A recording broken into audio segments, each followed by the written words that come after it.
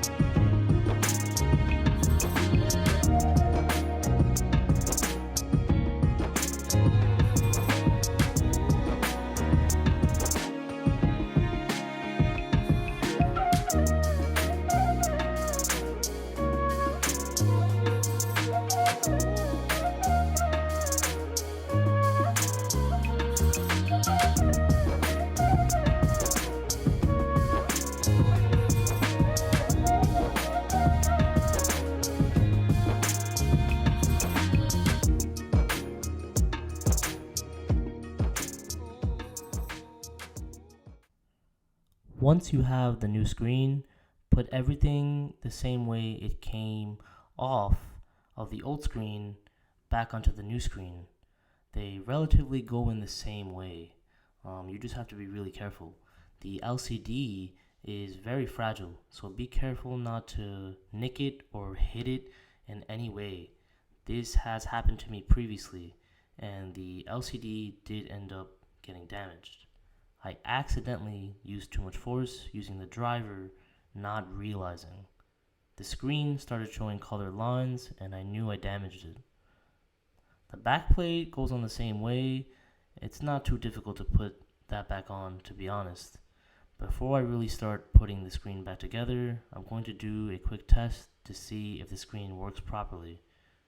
It would suck if I put the entire phone back together and the new screen wasn't working.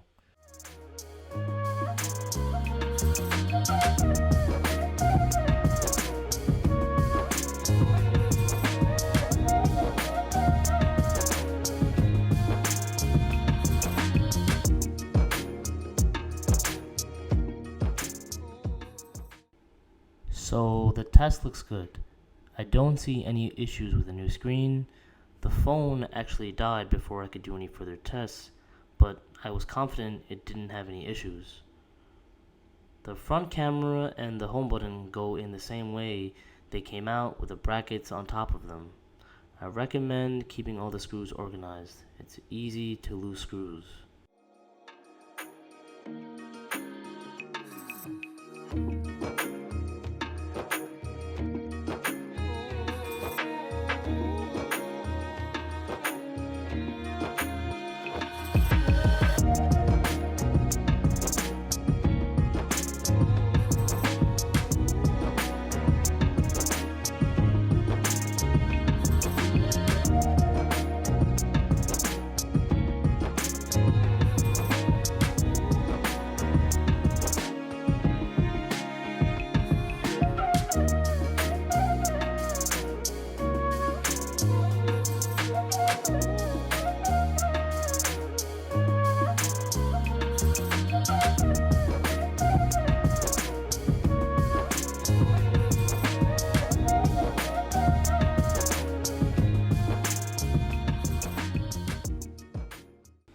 Once the screen is back together, I'm going to put it back on the phone and screw the faceplates in.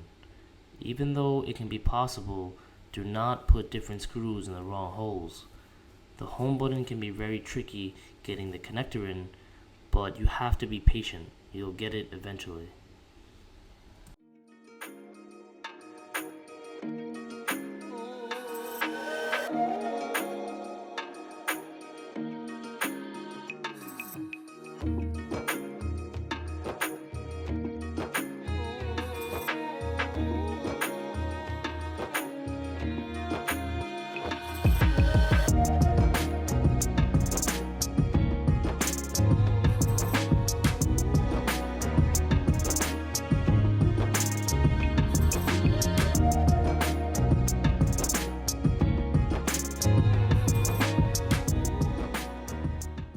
The screen can also be kind of difficult to snap back into the phone, but you will get it. You have to be gentle. It's very easy to break the screen if you try to put it in the phone too hard. Last, I'm going to put the bottom pentalobe screws back in and turn on the phone. Everything looks good so far.